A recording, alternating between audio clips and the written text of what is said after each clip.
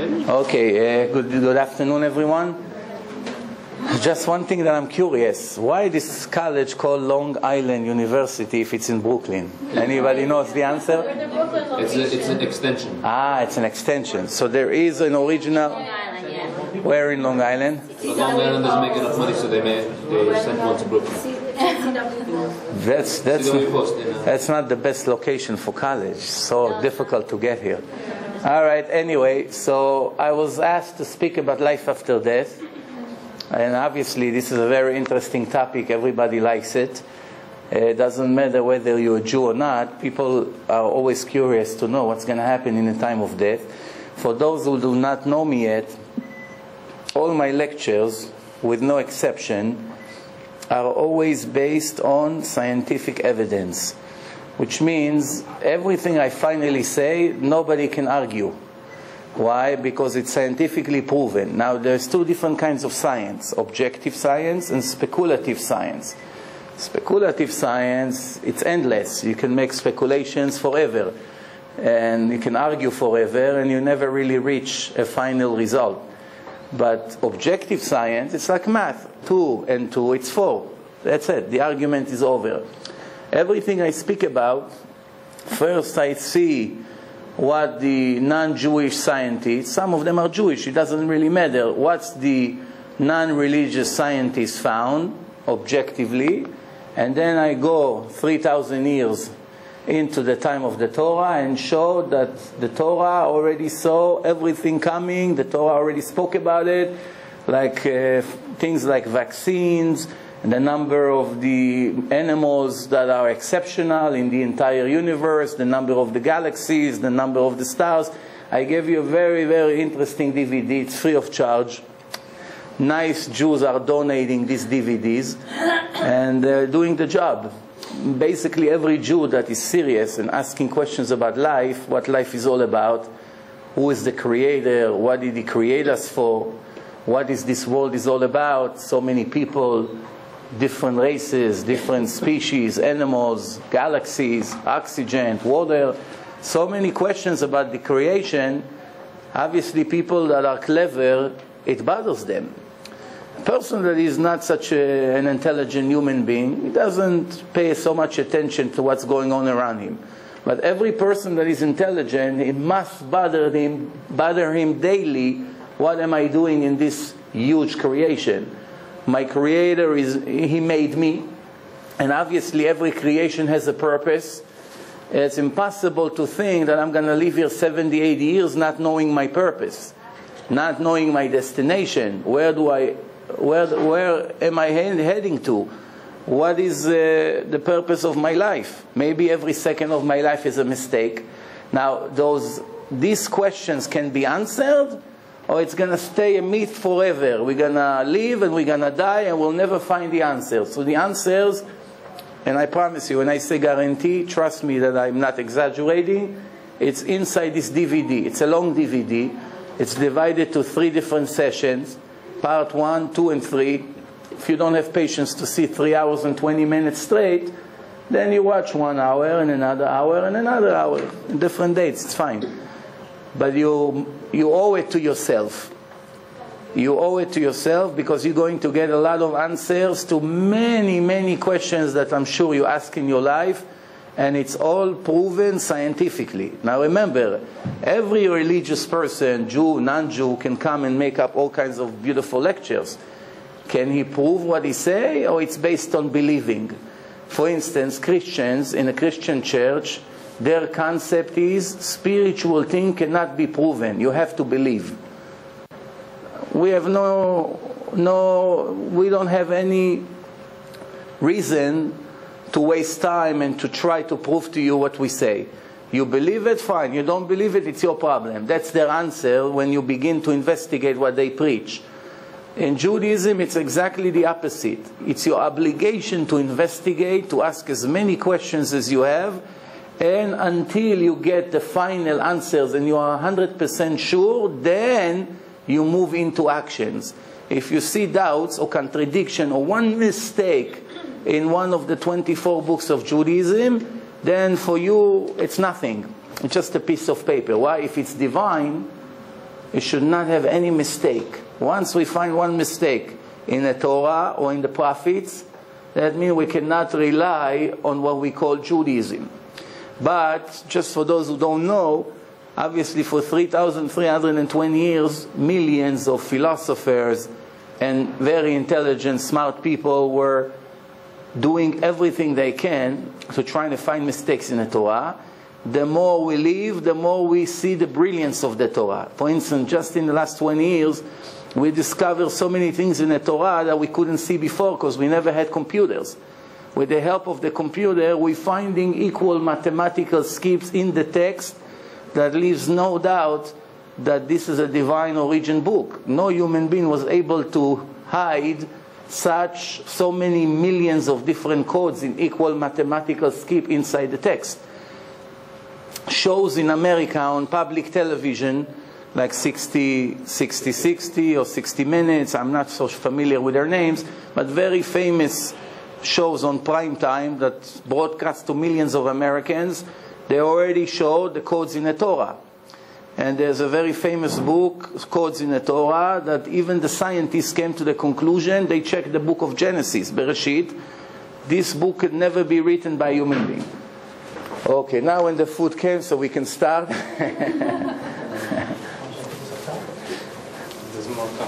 Very good. Thank you, very good. All right. So now, as I said before, I'm going to focus this lecture, Life After Life, Life After Death, depending how you want to call it. It's a very long lecture. Even though it's very, very interesting lecture, we don't have the time to finish it. I'm going to have to skip half of it. If you want to, oh wow, you prepared it for 200 people. That's what you really expected? Yeah, very good. 2-minute break. Wow. All right. Interesting. So, like I said, this is a very long lecture, but we don't have the time, so I'm going to give half of it. And if you want to find the full version of that, divineinformation.com. That's my website. You have my website on the DVDs, plus you have my cards here. You can go into the website. You have about 400 different topics, 400 different lectures. And I'm sure you're going to find a lot of interesting things in the website. With the help of God, when we started the website, we only had not even 100 people in the first month. Is when we started. Today we have more than 30,000 viewers every month. And it's growing by the minute.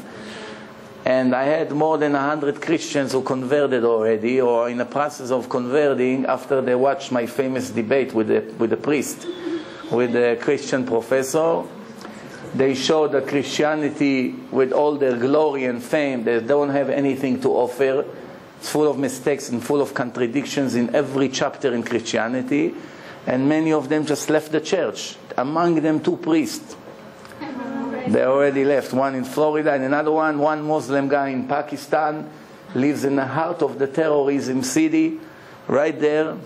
Is planning to leave Pakistan to go to India to convert and go quietly back and be an undercover Jew. Why? Believe it or not, some people are clever enough to know that life is too short to miss the target. What are we living for? Okay, let's move on. Everything I'm going to show you, it's a combination of Torah and science. A part of what I'm going to speak about comes from the scientific world, which means parapsychologist. All the names you're going to see in this lecture are the most famous parapsychologists in the world. Not only in America, in the world. Which means everyone in psychology, every psychiatrist, which means parapsychologist. They mean they investigate what comes after life. This is the top names in the entire world. And, of course, the Torah, I don't have to present the Torah to you. We're talking 3,320 years ago. Approximately 15 million Jews, which were Hebrews until that day, received the Torah in a public event. This is the only religion in history that was given in front of millions of witnesses. All the other religions that came after Judaism Among them, Buddhism, Hinduism, Christianity, Islam. It's all a story of one person. Never brought one witness to his story. So it started right away with 50% doubt, because I can tell you whatever I want. Now you have to choose if you want to believe me or not. And that's the difference between Judaism, which is the first religion, to all the ones that came after. How many religions followed us? Who knows? More than 80,000 religions and cults. Just in the United States alone, you have more than 10,000 religions and cults. And that shows you, if you're intelligent enough, that it's all baloney. Every week somebody making up a new religion. To make a religion and find 10 people to follow you, and 100 years later it becomes few thousand or few millions, it's not the hardest things in the world, especially when your religion is very easy to practice. Very easy. Christianity, for instance, almost everything is allowed. Why shouldn't we be religious? Almost everything is allowed. You eat whatever you want, you do whatever you want, you don't have hardly any restrictions. Islam, it's a much harder religion to keep. But how Islam started? With a sword. People who did not want to become Muslim, they paid with their life. So this is just to give you an idea what we're talking about. Okay, let's move on. When we review the Torah says, Vayitzer Hashem Elokim, and God created Adam, sand from the ground, and he blew into his nostrils a living soul. 3 steps in the creation of man. First, God created a body. How the body was made? Material, sand from the ground. After the body was made, what keeps all the molecules, all the minerals, the iron, the salt, the liquids that we have in our body, what keeps it all together? The soul that he blew into the nostrils of that body. Which means, try to imagine a dead body. You take such a divine energy that called a soul, you're able to blow it into the nostril of this body, and at that second, what happened to the person? He gets up and he begins to talk and to function. What's death according to the Torah? And the body returned into the ground as it was before, and the spirit will return to God because He is the one who gave it. So a reverse transaction. The spirits leave the body falls to the ground. What happened to the body a month later? Disappeared. There's nothing left. That's life and death. We go into the oral Torah. For those who do not know what does it mean, oral Torah, the Torah, it's a combination of written and oral laws. The written laws are very, very brief, short. There is no explanation how to fulfill one mitzvah in a written law. All the explanation how to do the laws comes in the oral laws, which were transferred from father to son verbally. Comes the oral Torah, thank you, comes the oral Torah and says, 3 partners in a creation of men. God, his father, and his mother. Please try to concentrate on me and not on the Coca-Cola. Coca-Cola you have all year around. And the cold cuts. Here it's once in a lifetime opportunity. So, don't miss it. So, 3 partners in a creation of men. God, his father, and his mother. 3 partners. The father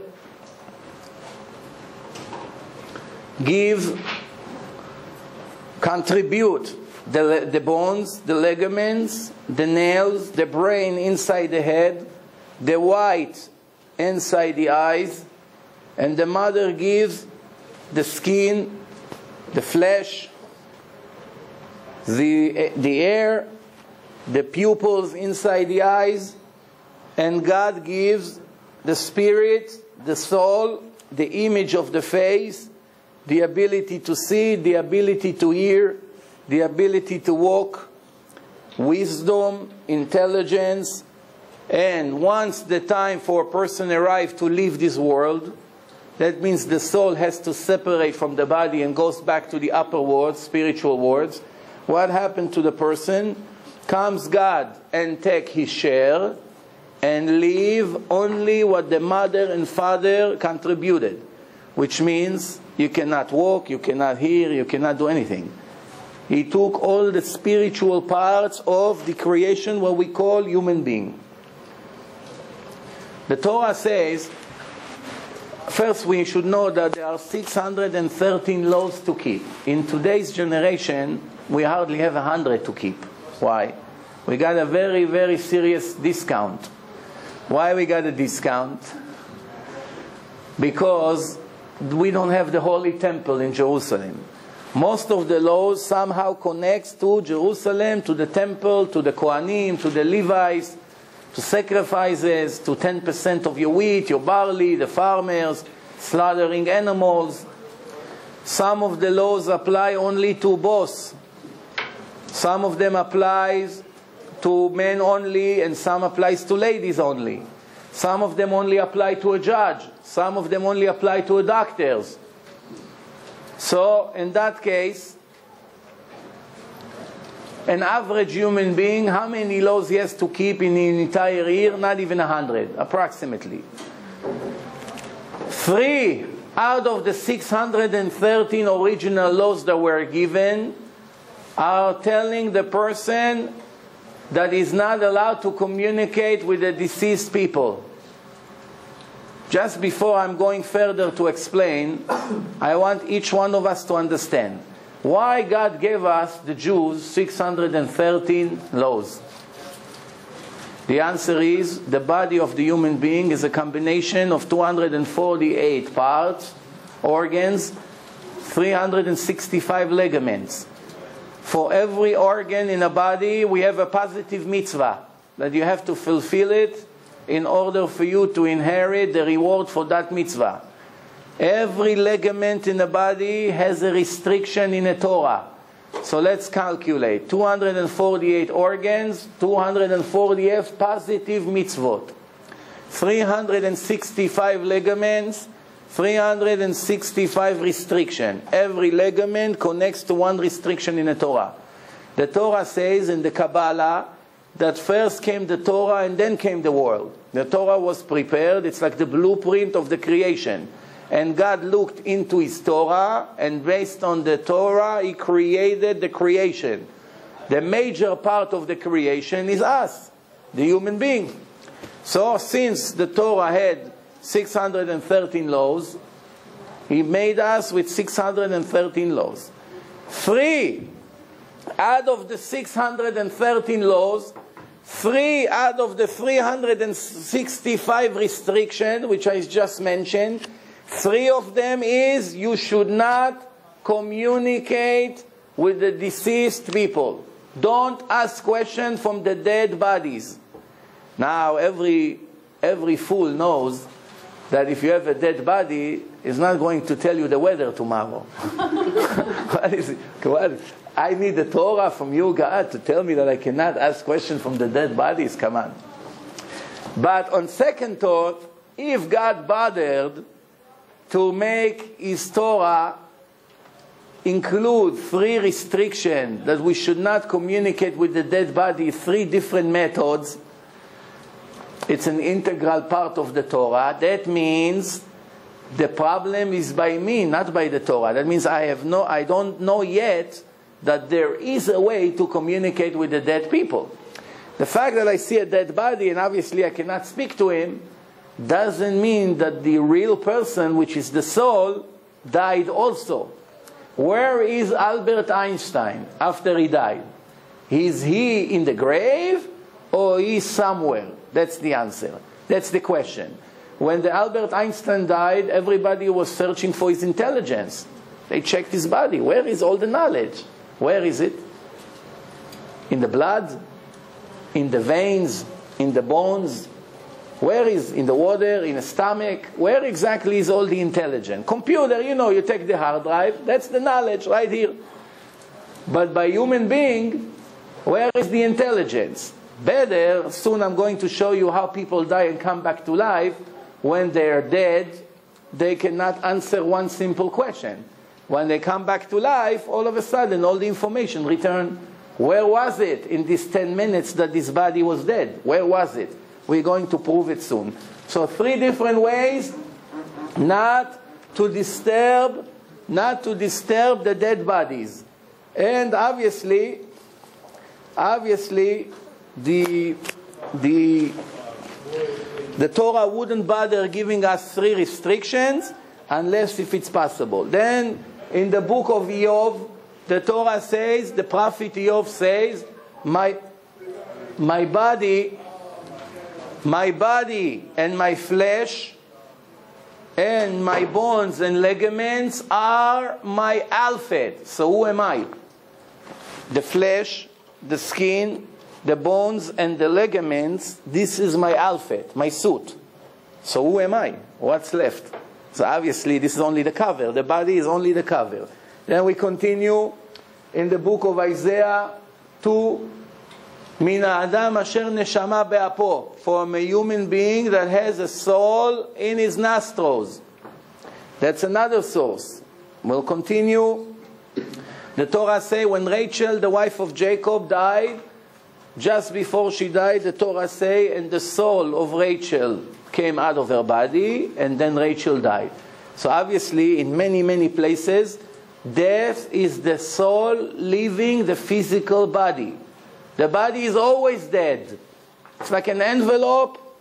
You have a diamond and you have a plastic box. Everybody understands the diamond inside the box. That's what's important. The box is only $1. It's nothing. Once the diamond is in the box is worth something. People pay attention to it. Once the diamond is out of the box, who cares about the box? Okay, so let's move on.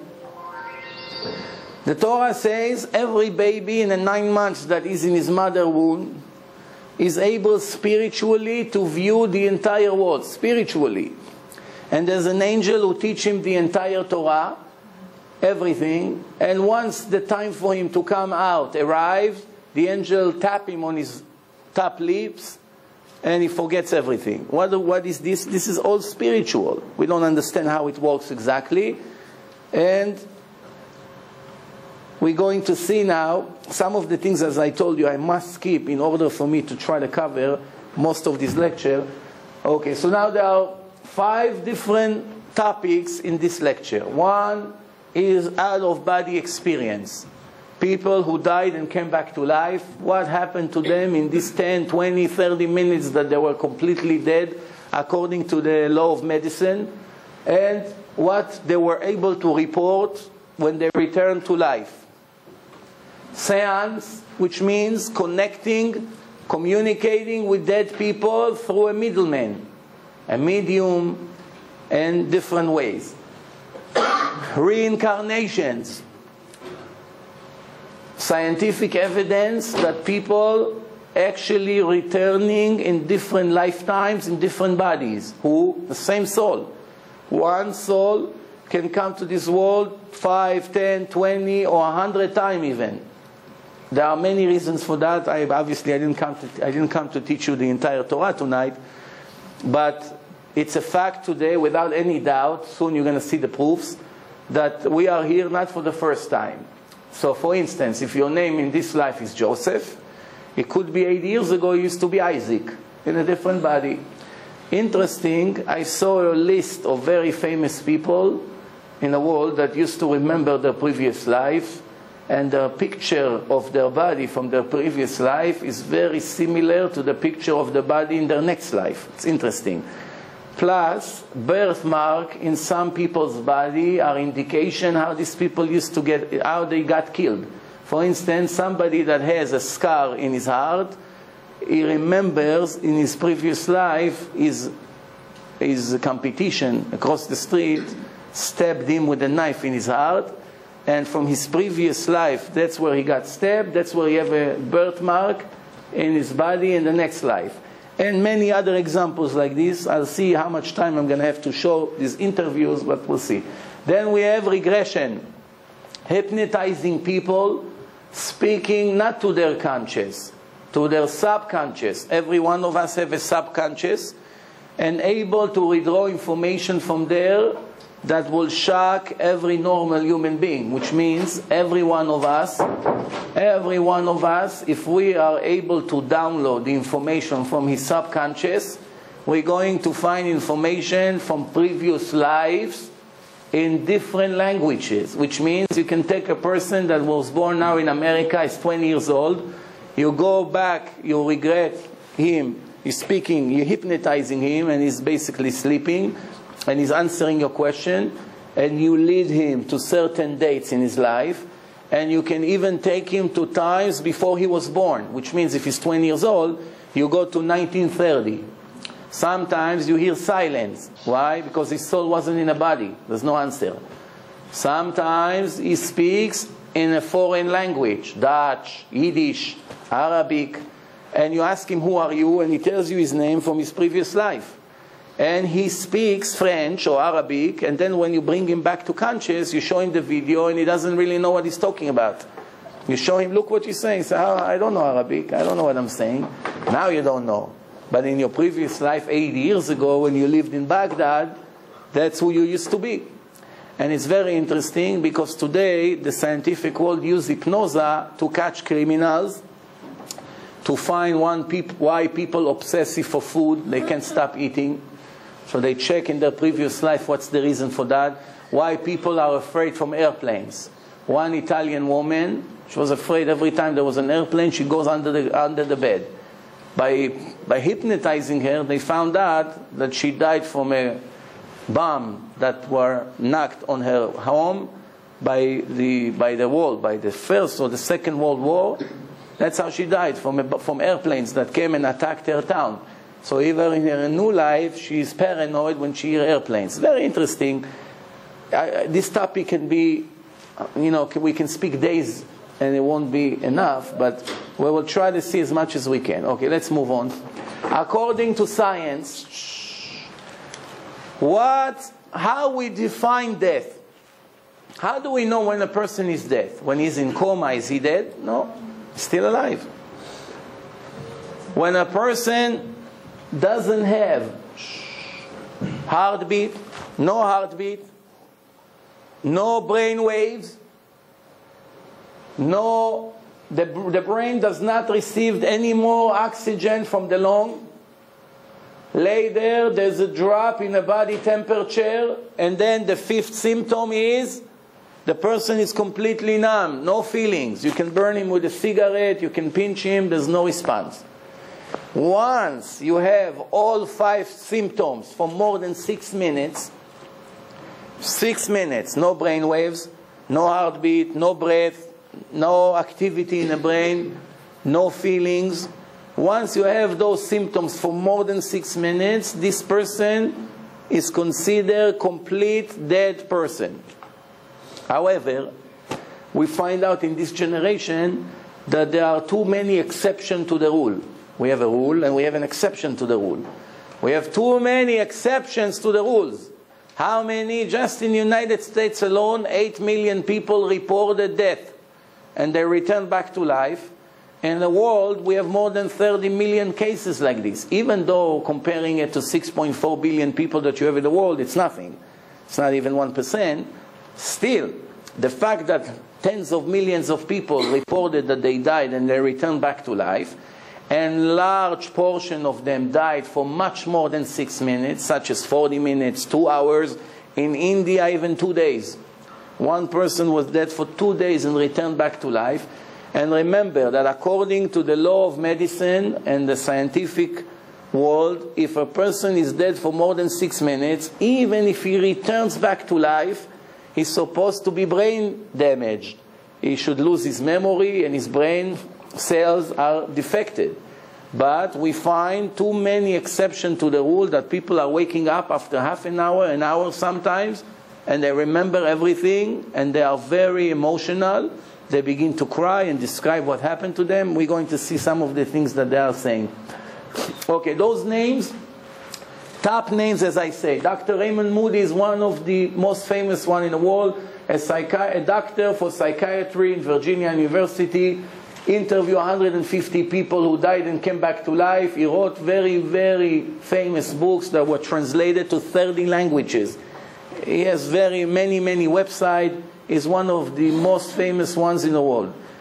The psychologist Carlos Osis from the United Union of Psychology interviewed 877 doctors, and he published books and articles. And Dr. Kenneth Ring, a psychologist from Connecticut University, 102 cases are brought in his books. Dr. George Ritchie, the president of Richmond Academy for Medicine and the president of the psychiatry section in Towers Hospitals, and the most famous in the world, Dr. Elizabeth Kubler-Ross, the #1. More than 20 years, she investigated more than 1,000 people who died and returned to life. She published articles and books and many other famous ones. Let's skip some of the list and move to the next part. Okay, let's see some of the mutual elements that people who died and returned to life, this is what they report. Now remember, we are talking about people from different cultures, different countries, different languages, different ages, different religions, different everything. There's no way to think that this is a conspiracy between millions of people all over the world. They made up a story. It's impossible. It's people from different cultures, different villages all over the world, and all of them, with no exception, describe the exact symptoms. Once the soul exits the body, this is what happened. Listen good, that you won't be surprised one day. Now you know what's going to happen here. So I'm going to read it from here because the screen is too small here. Okay, so they say it like this. First thing that happened when a person died, I give you an example. Let's say a person is getting choked now. How long it will take for him to die? 20, 30 seconds, he's dead. Eventually the pain is gone. 20, 30 seconds, he feels horrible pain, he cannot breathe, becomes blue, and then all of a sudden silent. What happened that he doesn't move anymore? The soul exits the body. The first second that the soul exits the body falls on the ground. So the person is flying like a balloon. You know how a balloon slowly rising to the ceiling? That's what you see right away. The first thing you see your body is on the floor, is completely helpless, and the soul is flying inside the room. And of course, you see all the people around are panicking. One guy is calling 911, somebody is crying, someone is screaming, call ambulance. But you are in a very peaceful feeling. Flying, you don't feel any more pain. So somebody who got shot, his pain was maybe a second or two, and that's it. He doesn't feel anything. He sees his body bleeding. Some of them were very panicking that they died, and they didn't want to die, so we're trying to grab the phone to call 911 to save themselves. But once you're a soul, you don't have any physic in you. No physical, no material. So no matter how much you're going to try to grab, you're not going to be able to move any material, because only material can push material. Once you're spiritual energy, what we call a soul, you cannot move physical objects.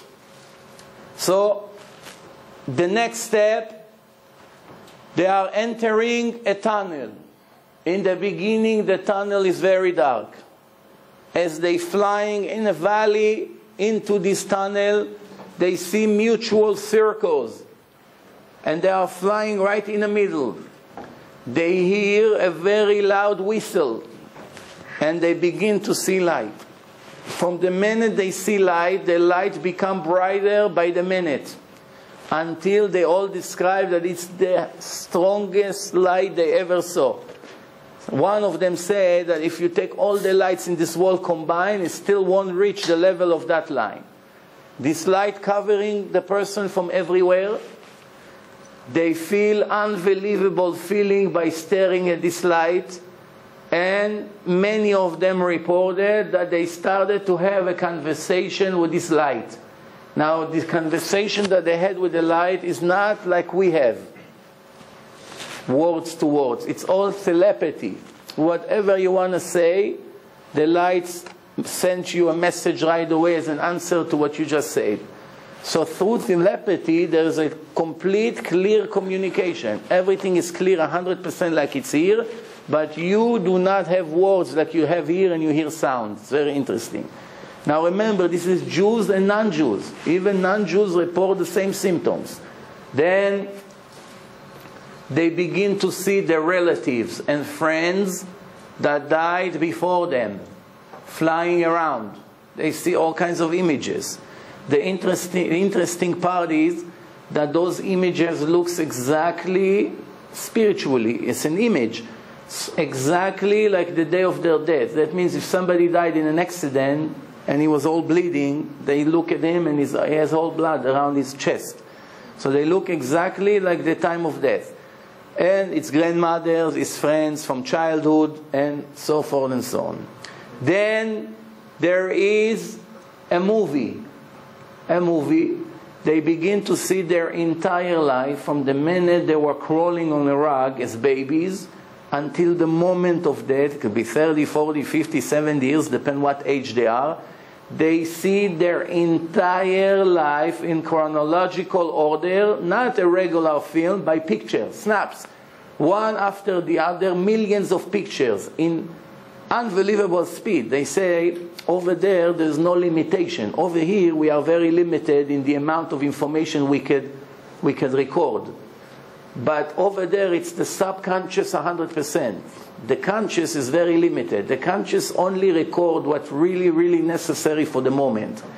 But every detail in the world around you is recorded in your subconscious. I give you an example what I mean. A woman, she sees her husband coming from the bus stop. From the window, she's staring at him, and he looks on the floor for about 10 minutes until he gets to the apartment. She asks him, "Hey, Moshe, can you describe to me everything you looked at the floor? I was staring at you. I saw that you were reviewing everything on the floor. Can you describe to me everything that you saw on the floor from the bus stops to here?" So he told his wife, "Oh, you're crazy? I have nothing to do in my life by looking at the floor. Who cares about the floor?" She said, "But I'm telling you, I've been looking at you and I saw that you're staring at the floor. So I'm sorry, I've been thinking about what I had at work, what's going to be tonight, the lectures that you're going to give me tonight. I've been busy with different things." 5 minutes later, she wants to hang a picture on the wall. She's looking around for nails. She can't find a nail. She said, "Do you know where we can get nails here? Do you have maybe nails in your room, anything?" He says to her, "Oh, wait a minute. I just saw a nail 5 minutes ago on the floor next to the bus stop." He runs downstairs and he brings the nail. Now before, when she asked him, "Can you describe one thing that you saw on the floor?" he really couldn't. Thinking he would try the thing until tomorrow, he won't remember that he saw that nail. If you ask him, he will swear on his life that he doesn't know. But what happened, as soon as she spoke about the picture, all of a sudden he now remembered the nail. The brain works in two different units. The unit that you use constantly, that's called conscious.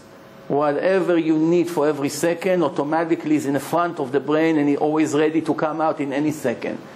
Things that is not been so useful, that you may need it once in a lifetime, maybe in 10 years, is stored automatically in your subconscious. Now remember, trillions of pieces of information are recorded in the brain every hour. Trillions every hour. There is no limit to how much the subconscious can record. That's why we call in Judaism the soul. The soul records everything you saw in all your previous lives.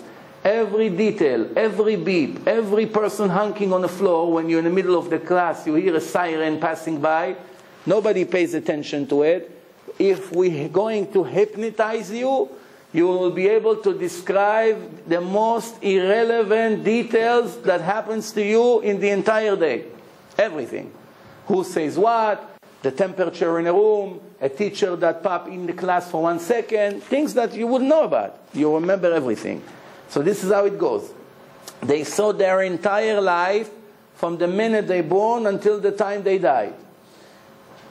All of them were able to hear and see everything that happens around their body. If the body is on a highway, they see the entire area, the police, the ambulance, everything.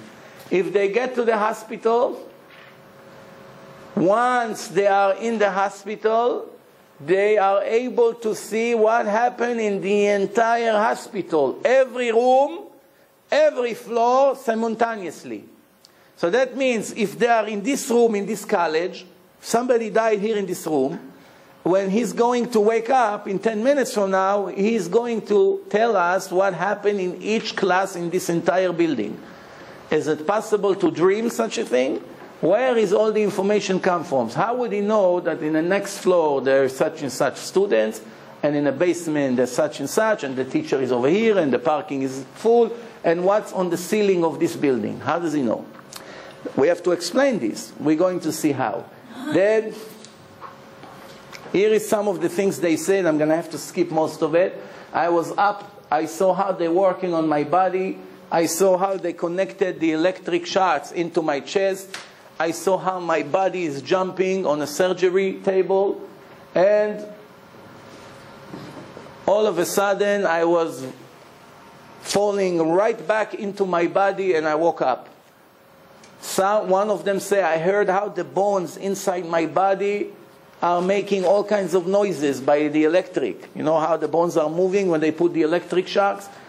One says, I saw the doctors giving up on my life, and I felt horrible. I didn't want to die.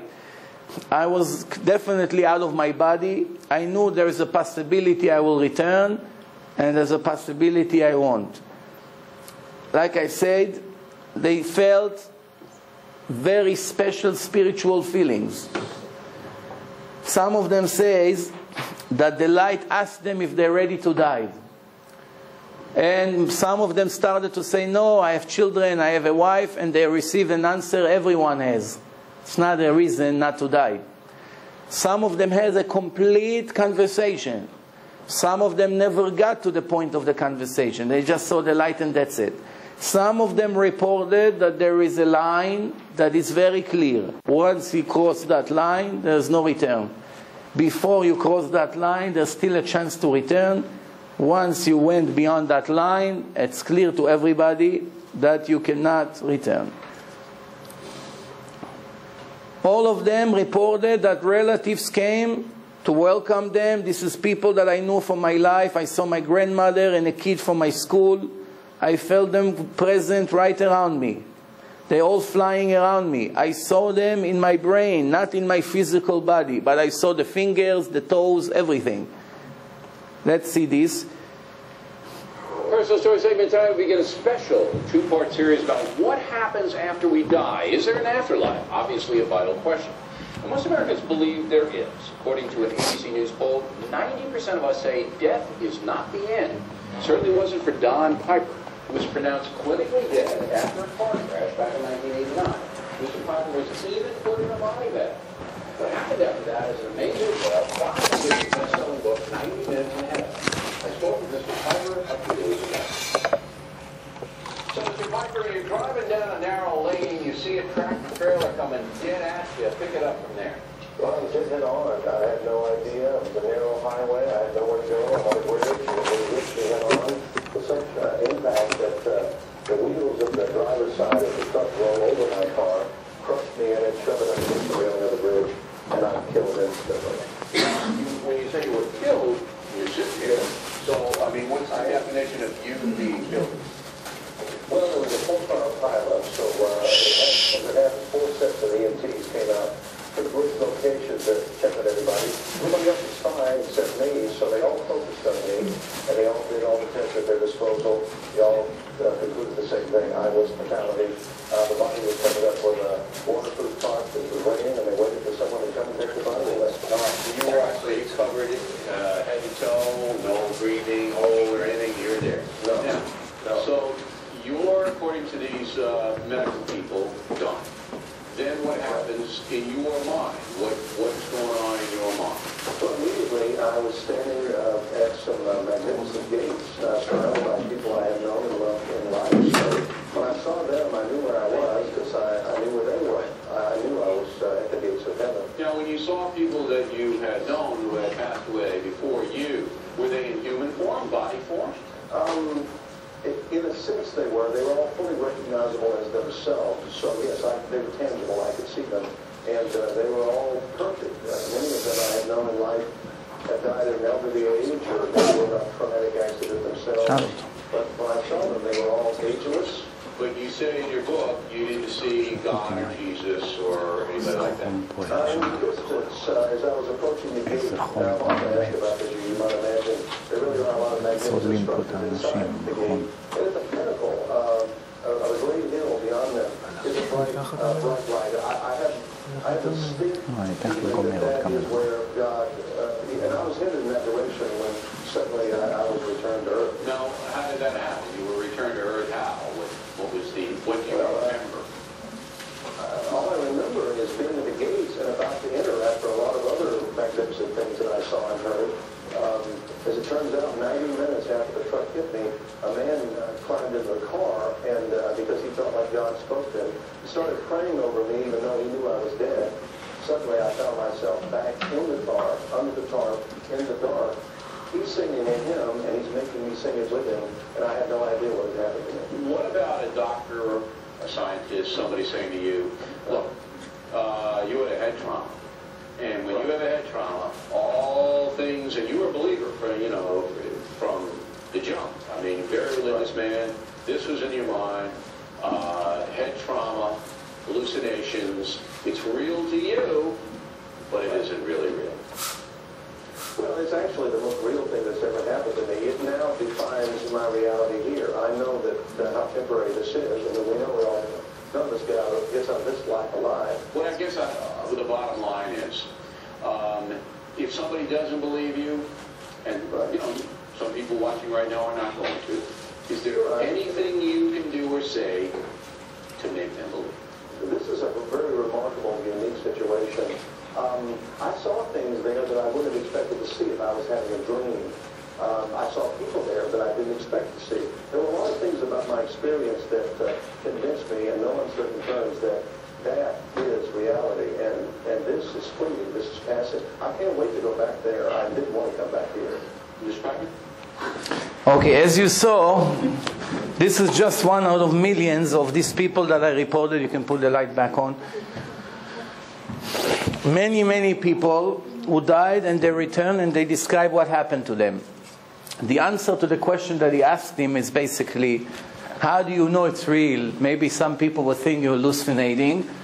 The answer should be, and in this person's case, he wasn't in a hospital, but those people who died in a hospital, they say, if I was hallucinating, how exactly I know what happened in each room in a hospital? Hallucination will not tell you exact information in every floor in a hospital. Who died in what room, what number of the room, which doctor is operating in which room, how the top of the hospital looks. There's nothing to do with hallucination. Hallucination is things that you had in your brain, like you're dreaming.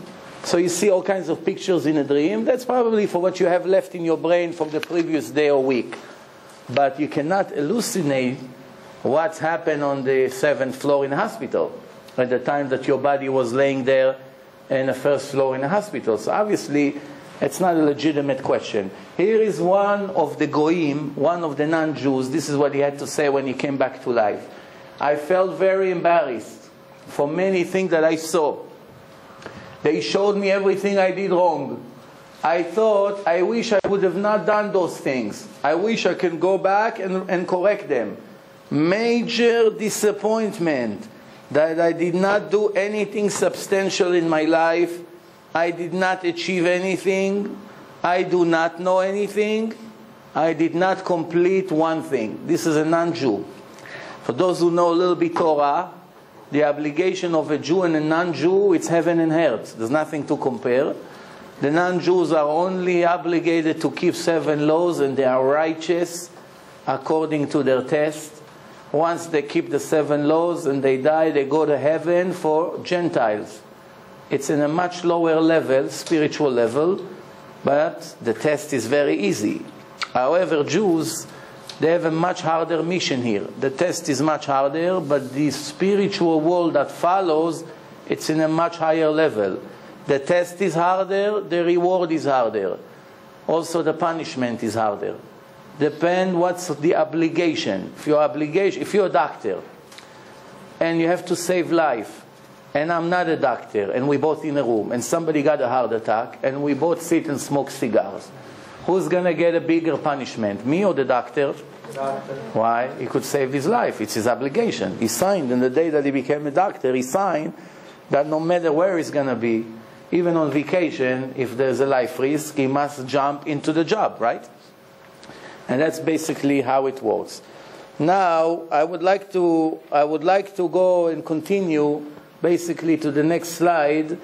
And as I told you, some of the things I'm skipping because I would like to complete as much as I can. Okay, now, Dr. Elizabeth Kobler-Ross, she concludes, people who parts of their body are missing.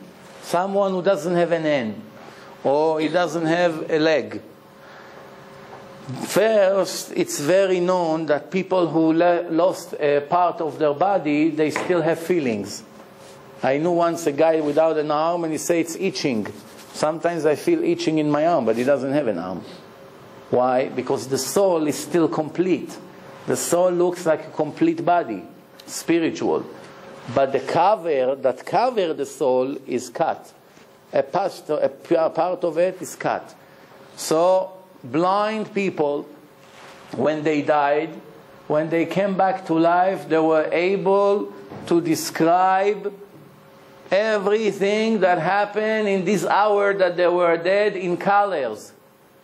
In colors. Now there are two kinds of blind people. Blind people who became blind in their life by an accident, or blind people that born blind. Now you may think a person that was able to see and one day lost his vision, somebody like this, he knows how to recognize color. So if he had an accident and his soul came out of the body, he knows what blue and what red. So he can describe what happened in colors. The interesting news is that people who were born blind never saw colors in this lifetime once. Obviously, if you take a blind person that's born blind, you try to describe the color red to him until tomorrow. It's red, it looks like watermelon, what are you going to say?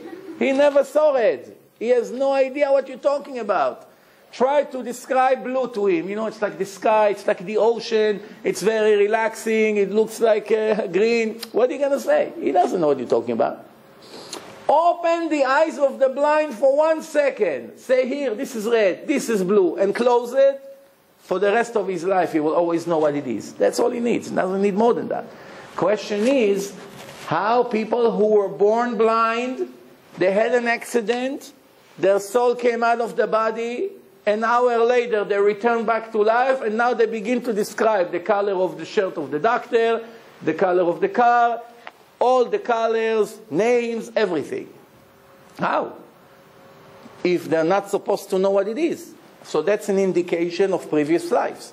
Because these people obviously could never learn colors unless if they learn it somewhere. And we all know that in this life they never saw colors. So that's an indication that these people recognize color from different life. But when they are in the body, their limitation is limit them like every other person. Once the soul goes out of the body, there's no more limitation. That's very interesting. They all describe it that once you're out of the body, you can see for very long. You can hear without limitation. Only the physical body limits the soul to certain limitations. Now, they all said, obviously, it cannot be a conspiracy because all these people begin to cry, they shiver, you know. Everybody is not an actor. Everyone who just died in an accident cannot put a show. These people are emotionally, they begin to cry. So the final conclusion, the #1 parapsychologist in the world, I know beyond any doubt, life continues after the physical death. Those who are open to hear will hear, and those who block their ears will be very surprised. There is no doubt whatsoever there is life after death. This is more or less what everybody else says. With the researchers, final conclusion, according to parapsychologists and scientific evidence, there is a spiritual image inside the physical body that is separated from the physical body in a time of death and remain somewhere. Where is this somewhere? Let's move on. Let's see what the Torah had to tell us. Now, everything I'm showing you, it's at least 2,000 years old. It was written, some of it 2,000 years ago, but it was given, all of it, in Mount Sinai. When the Jews came out of Egypt, 7 weeks later, God gathered us around Mount Sinai, which is around Jordan, and gave us the Torah, as I said before, in front of millions of witnesses. All the Jews, with no exception, heard the voice of God coming from heaven, from the mountain. Moses was speaking, God was answering him, and it's a fact that it happened. If you're not sure, just watch my DVD. I'm proving it scientifically over there in the first part. How do we know for sure that the Jews heard the voice of God? How do we know for sure that millions of people saw that God is giving Moshe the Torah? How do we know for sure? Not believing. Believing means not knowing in science. If you really want to follow something, you must know 100% that you're following the right thing. Now, this is what the Torah says. Rabbi Yosef, the son of Rabbi Yoshua, died. And when he returned to life, his father told him, "What did you see in the upper world?" He said, "I saw everything is opposite from here. Those who are very important here in this life, they are not important at all in that life, in that world. And those who are not important here, nobody pays attention to them, are very important over there." It's not what we think here. What he means is, all the wealthy, famous people that you see in the media everywhere, which most of them, according to the Torah, are violating the rules. Many of them are Jews and they live like Goyim. They can care less what God says in the Torah. They're ignoring the orders. They're very rich and famous here. Supposedly everyone is jealous with their life, no? Over there they are very miserable. After they die, they go over there. They are completely the opposite of what they are here. And those people who are sitting in yeshiva and learn, nobody pays attention to them because they're poor, they cannot even afford a car. Nobody pays attention to these people. All these righteous people in Israel, you go to Jerusalem, you see they're very poor, they hardly have food to eat. Nobody pays attention to them. You never hear about them in the media. They're very important over there. This is the way that the boy described it to his father. So his father told him, it's not an opposite world. That's the real world over there. Here it's opposite. That's what the Gemara brings in Masechet Pesachim, the Babylonian Talmud. Then the boy said one more thing. So when I got there, I heard a big echo that the people who came here with Torah knowledge are the luckiest. Ashrei, in Hebrew, this is how it sounds. Ashrei mi sheba lekan vetalmudo beyado. How lucky is a person that came here to my world with knowledge in my Torah. This is what the boy announced. This is in the Talmud approximately 2,000 years ago. And another place in the Zohar, Kabbalah, Rabbi Krospadai, everyone was sure that he died. They checked him, no pulse, no nothing, he's dead. Then later, the Zohar didn't say how later, 5 minutes, 5 hours, we don't know. But later, he came back to life and started to describe the elevation of his soul to the upper world and the trial that he had. Some of the people already started to have a trial. There's one criminal in Israel. His name is Avi Hajani. He used to be a gangster, robbing people, killing people, whatever you want, in one of the worst gangs in Pardes Katz in Israel. And he got stabbed in his heart 3 times. His heart was cut to 3 pieces. One of the biggest miracles in the medicine history. His case was published to all the hospitals in the world. One of the doctors couldn't believe that 3 months later he was able to walk back on his feet. When he went home, his father lives in the 1st floor. As he comes in the dark evening, he comes home, somebody was hiding in a hallway in the building, and just when he walked into the building, he stabbed him 3 times in his heart and escaped. And he screamed for about a few seconds. His father is right by the door. He opened up the door. He saw his son is dying. with his other brother. They took him right away to the hospital. From Pardes Katz to Bellinson is about 20 minutes ride. Obviously, you have to go in no entry, red light. You have no time to waste. So when they took him to Bellinson Hospital, 45 minutes he was completely dead. There's a doctor that was just about to leave the hospital. On the way down to the parking, he saw that they arrived and he screamed to him. They saw a doctor walking with his case. They say, come on, hurry up, tell us what to do. And he saw that he's all bleeding in his heart. He knew it's a heart case. Right away, they took him to the emergency room. And then he was dead for 45 minutes. They already covered him. He was already on the way to the refrigerator. And then he came back to life. Now he made a tape, what happened to him in these 45 minutes. Now everybody knows, if you've ever been in Israel, it's a rule. Someone that his name is Avraham, in his entire lifetime, nobody will ever call him Avraham. How they call in Israel to someone that his name is Avraham? Avi. Avi, that's it. You go to school, Avi, Avi, your parents, Avi, your friends, Avi. It's like Stephen and Steve. Everyone call you Steve. No, just giving you an example. If somebody wants to pronounce your name correctly, how are they going to say Avram? That's Israeli accent. Avram. Nobody say Avraham. All of a sudden, this criminal hears. This is how he describes. Avraham. With huge echo. Hundreds of times. Avraham. It doesn't end. It's so loud, so you feel you freeze. You cannot move. It's only a soul. There's nobody.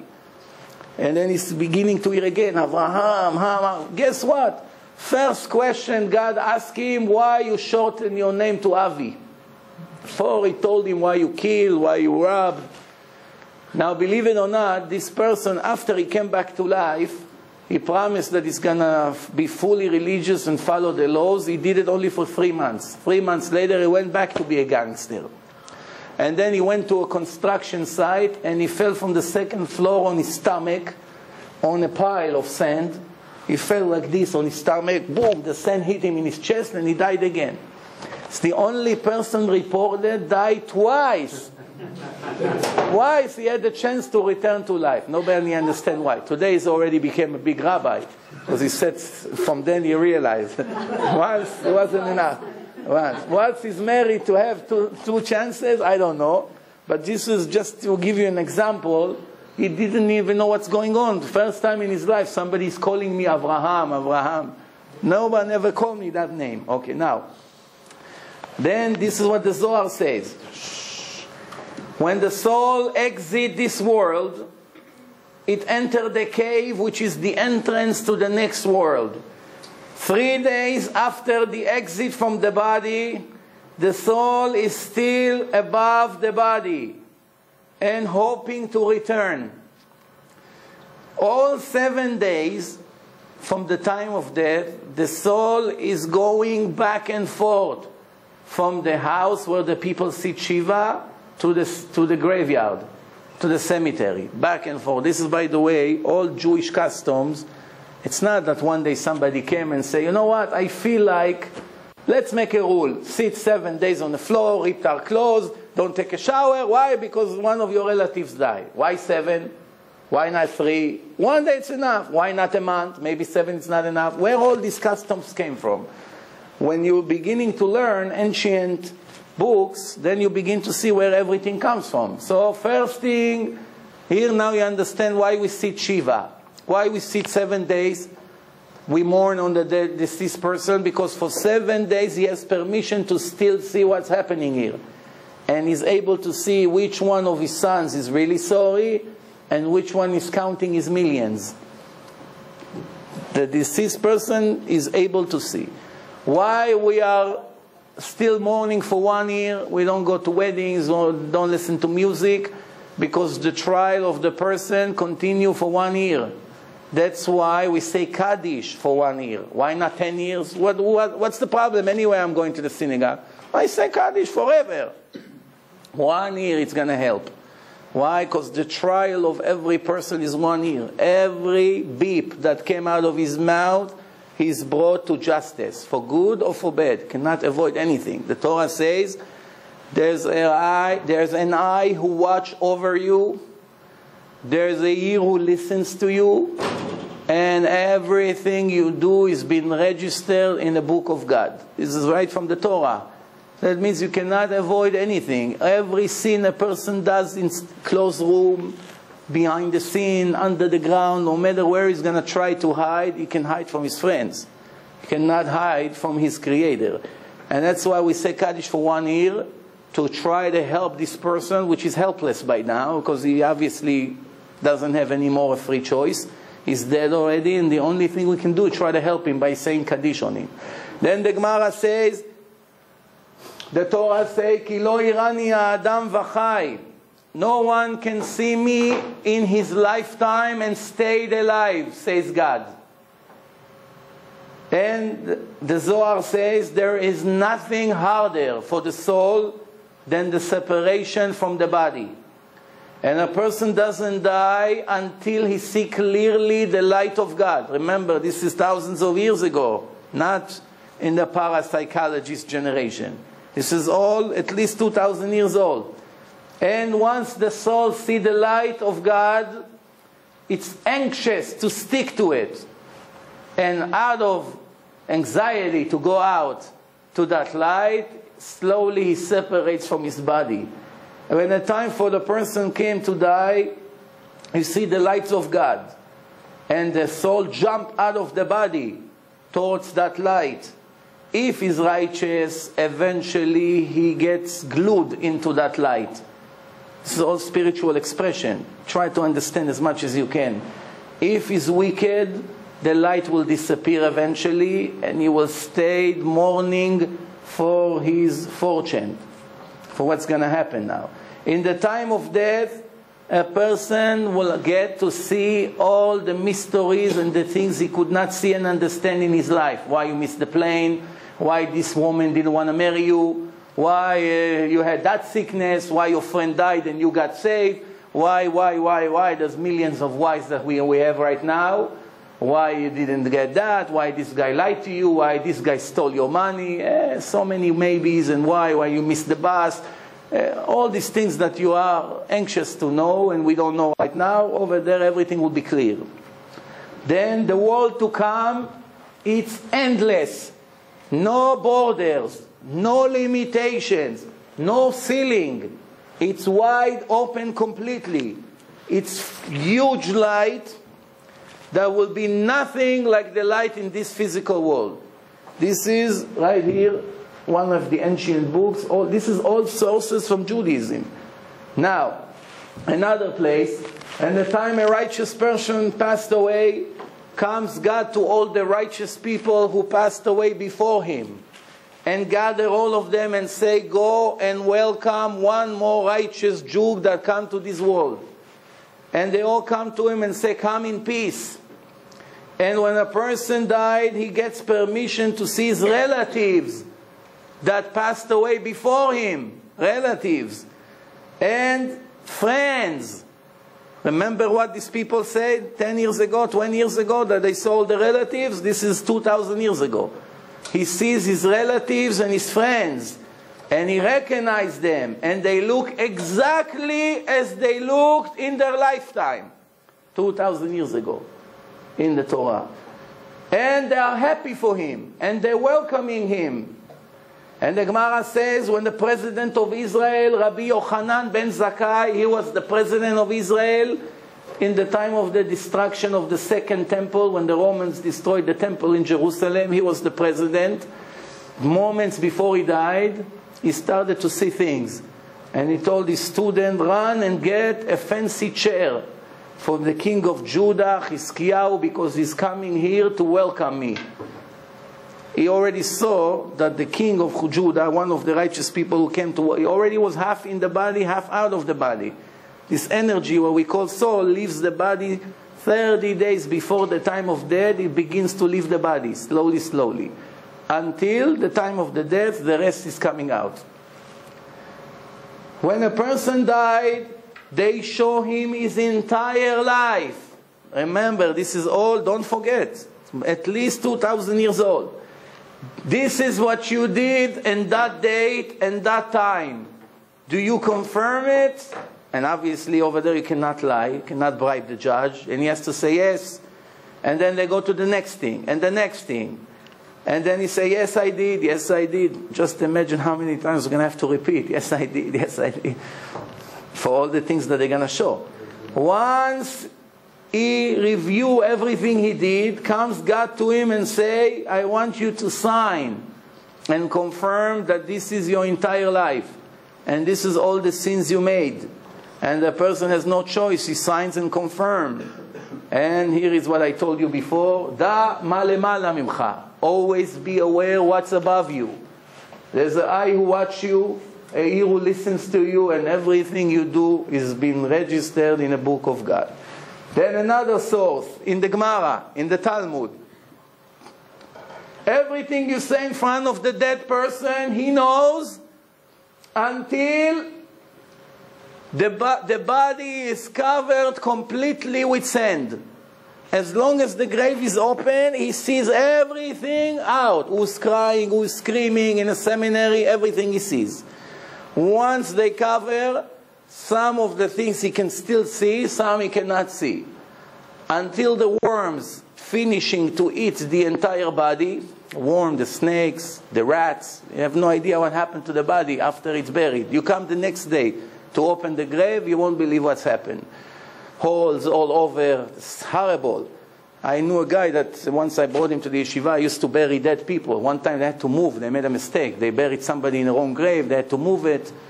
Only 24 hours later, half of the face was eaten already by the snakes. Snakes under the ground. They get to the bodies. Very scary. So, this is what the Gemara says. Amarav leRav Shmuel bar Shilat. Two rabbis used to learn together. They were old. So one of them, his name is Rav. He said to Rav Shmuel bar Shilat, he says to him like this, in the time of my death, make sure you make me the best eulogy. Brings all the good things I did in my life for all the people. Because I'm going to stand right above you and listen to everything you're going to say. This is 2,000 years old. Remember, everything I showed you, it's from our generation. This is 2,000 years ago. So you see, the Torah knew everything we discovered in the last 20 years. It's all 100% in the Torah that we received 3,320 years ago. I'm going to skip some of the things. What does it mean, medium? There are ways to communicate with dead people through a medium. There are people who can relax 100% and they go into some kind of sleeping mode, and then you begin to ask them to speak, to call the soul of another person. And then these people begin to talk. And you are able to speak to a person who is dead through the mouth of that person. It's very interesting. The source to this, it's in the Tanakh. King Saul was very nervous because there's going to be a big war tomorrow with Amalek. Was very nervous because he knew it could be a disaster. And he went to a woman and she called the soul of Samuel, the prophet. And only after Samuel, the prophet, came, the woman realized that this is King Saul with a custom. He didn't want anyone to know that he's going to her. And Prophet Samuel told him, it's in the Tanakh, you can read it, why did you get me upset to return me to this world? Where was Samuel? Here is a proof that people exist somewhere. The fact that the Torah said don't call the dead people, don't ask them questions, obviously they exist. I'm sure all of you heard about people who died and they came in a dream to people. I have a case. I went to New Jersey, to Fairlawn, New Jersey. I gave a lecture. I became friendly with a couple that used to be very, very anti-religion. They hated religion so much that they formed a labor, in a party in the Knesset in Israel called Shinui. Shinui was anti-religion. Tommy Lapid was a guy that is against religion all over the television. They brought him in. And then they had a goal to destroy religion. They destroyed everything, Shabbos, everything. Until they met me, and of course I work scientifically, so they have nothing to answer. We went another one and another session. Slowly they became religious. They knew, they saw the truth. One thing about these people, they are honest. When they thought that religion is nonsense, they fought against this with all their energy. When they realized they made a mistake, they became the complete opposite. No pride, nothing. They eliminated all their nonsense and started to become ultra-Orthodox. One time the woman comes to me and says, listen, my father one day went to Romania. She's Ashkenazi woman, this woman from Romania. And one day my father went to Romania and disappeared. We never saw him again. We were sure that he cheated on my mother and left with his mistress to Romania, and I hated him so much. One time we heard that he died in Romania, and I never said Shiva on him. Now I'm religious, what should I do?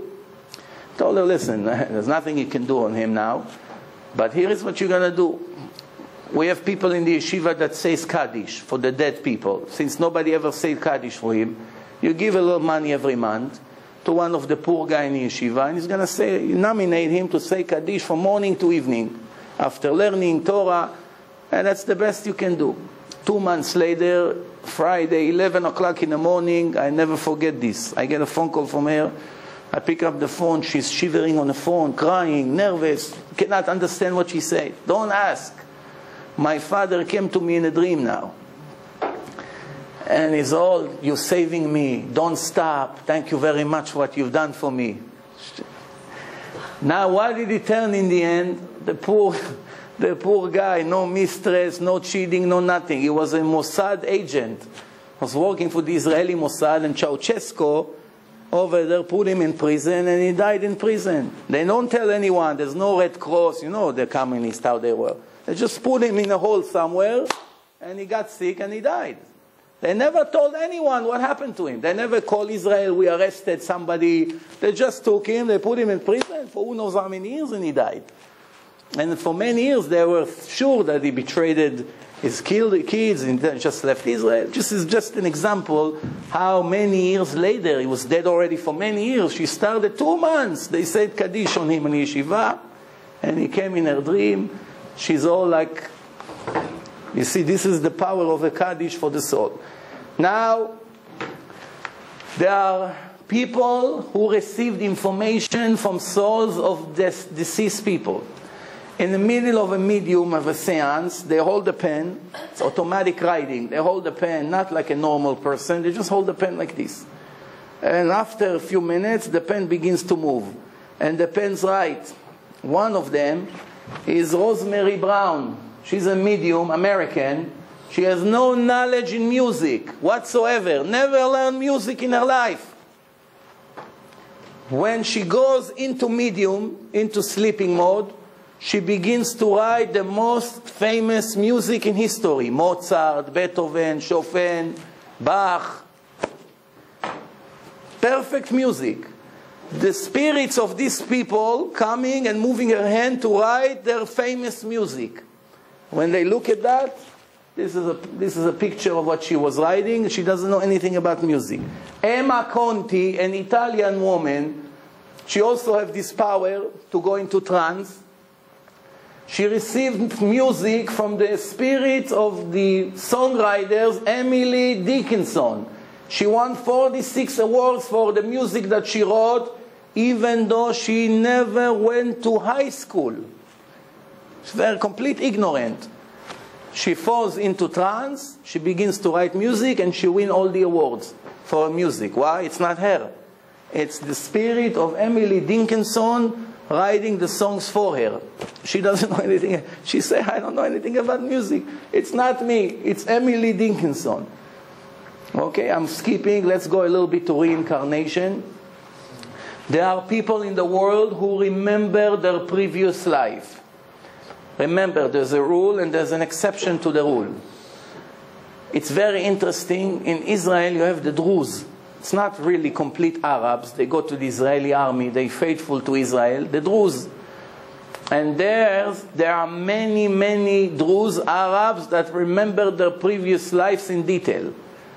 I have a whole movie about a Druze kid that remember his entire life as an Israeli soldier that died in Lebanon. When he was 44, he was in the reserve.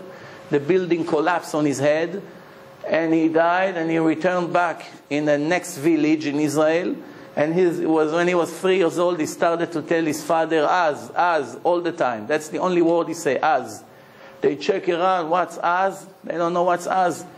In the end, it turns that one day when he was 7, he tells his father, take me to my wife, 7 years old. I want to go visit my wife. What wife? Don't worry. I'll give you direction how to go. Drive here, go here. They go into the village. They go into the house. They brought a camera.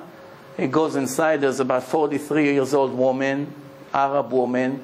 He said, hi, I'm your husband, 7 years old. It's not a joke. Bring the family album. This is Ahmed, this is Muhammad, this is Saeed, this is Mustafa. He knows all the people from the previous life. This is my cousin. This is it. I was playing volleyball in a team. I died in Lebanon. I called you 2 days before. Wait a minute. He goes to the attic. He brings a bag full of letters.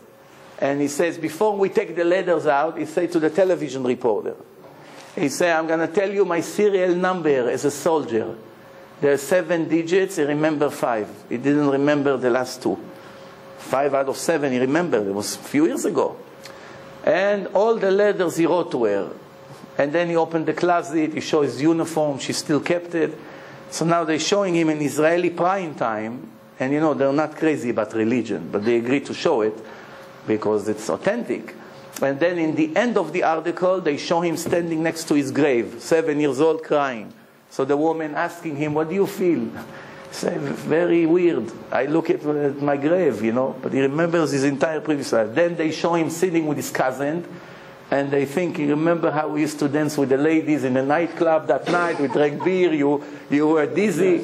7 years old. This is one out of many cases in Israel. But you have cases like this all over the world. I'm going to show you one soon. But I'm skipping some. I just give you one story. The rest you can watch in my website. There's many, many stories over there. The person name is Indika Konreta from Sri Lanka. Was born in 1962. Ian Stevenson, the #1 investigator to reincarnation, he started to check his case in 1968, 6 years after he was born, and published his conclusion in ASPR in 1974 in a newspaper. Indika started to talk when he was 2 years old. A year later, he started to describe his life as a wealthy person in a city of Matara in Sri Lanka. I have a mansion, a Mercedes, elephants in my backyard. I have a servant, his name is Parmedaza, and he's my private chauffeur. 3 years old. He described his life as a very rich guy. His father sent Stevenson. Stevenson went to that city, and he found the mansion, and the elephants, and the servant, and the Mercedes, everything he described. And he went to him and he asked him, what was your boss name? Exactly like the boy said. Apparently, he used to be a businessman that's selling wood. You know, wood, they chop woods, and he makes a lot of money. Now he died, and he returned in the same country, Sri Lanka, but in a different house. Dr. Stevenson confirmed all the information that he gave. Let's give you another example. Shanti, born in Delhi, in India, 1926. Age 3, she started to describe the city of Mathura. She said, I have a husband, his name is Kaider Nath. She's 3 years old. And I died 10 days after I gave birth to my son. When Shanti became 9 years old, she remembered clearly her entire previous life. Her parents sent messengers to the city of Mathura, and they found that Kaider Nath is still alive, her husband. They wrote him a letter, and they told him about the hallucination of their daughter. Kaider was very impressed from the details. One day he showed up surprisingly into their doors. They opened up the door right away. The 9-year-old girl say, Kaider! Right away. She started to tell him all the food she used to cook for him. And then she looked at him angry and said, why did you get remarried? Didn't we make an agreement that we'll never get remarried if one of us will die? You never kept your promise. Kaider was very embarrassed. They took 3 famous people from India, a lawyer and a newspaper editor and another one, and they went with her to the city of Matra to follow her. Remember, there was no video camera like today. It was 1926. They follow her. As soon as they got to the train station, there were hundreds of people standing in a crowd.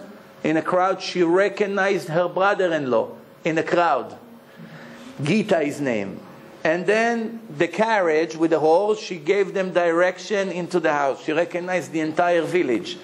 When they got to the house, she knew all the rooms.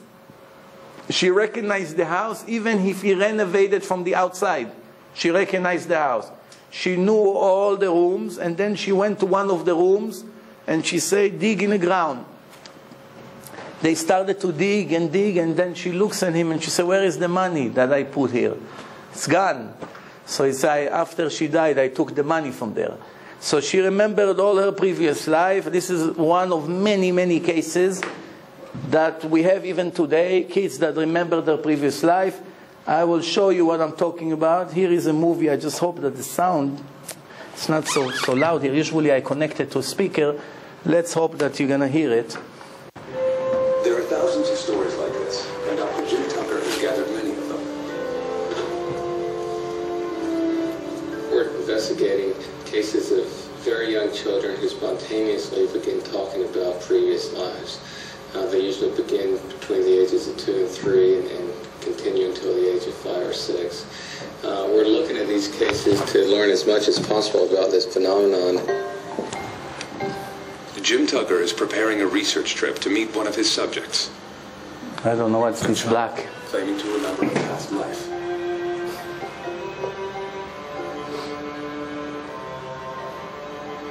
Gus Ortega is a little boy in Colorado who has talked about being his grandfather. This began when he was 18 months old, and he's made a number of statements that seem quite specific. This one is a stronger case because the child has made some very specific statements that seems very unlikely he could have heard through normal means. Gus Ortega's case is only one of many. We've been studying these cases for the last 40 years. We've now collected over 2,700 cases like this. These cases have been found all over in Asia, in West Africa, they've been found in South America, in Europe, and the United States, pretty much wherever they've been looked for. In a place not quite that far away,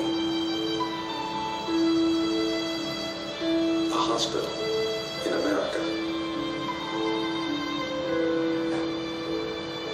An old man is dying.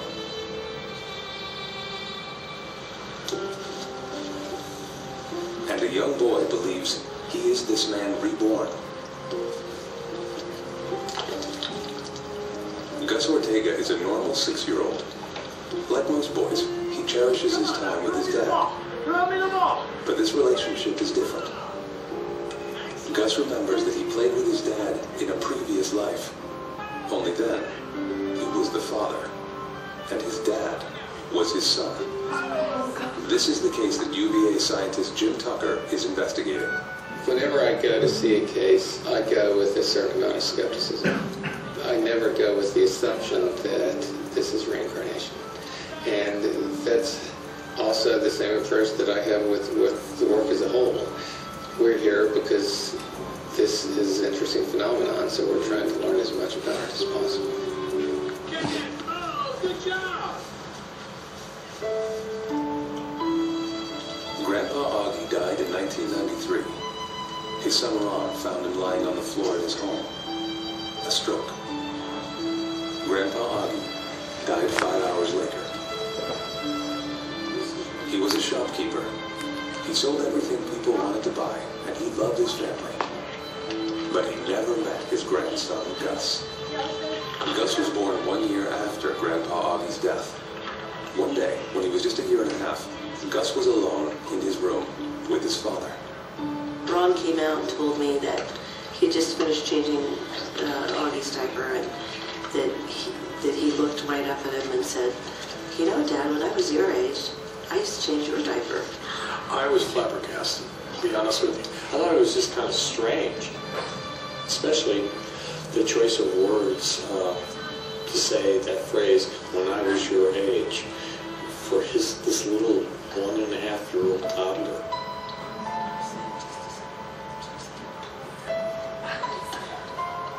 He started talking about Grandpa, and you know, just the little things he was saying that we knew he couldn't have known because he never met Grandpa. His grandfather died a year before he was born. So, yeah, we were pretty puzzled about it. Then one day, Ron Ortega brought a set of old photos home, and something even more remarkable occurred. And I said, oh, look, look at this old photograph. And he came up to it and he goes, oh, there's me. I mean, I was like, just totally astounded, you know. It just stopped me, you know, cold. I mean, because how would he know that? Gus would make more statements like that over the course of the next years. He would recollect episodes of his grandfather's life that even Ron could hardly remember. And he was there. Gus knew more about his grandfather than he should have.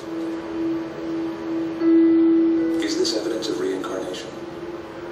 How else can these children remember another life?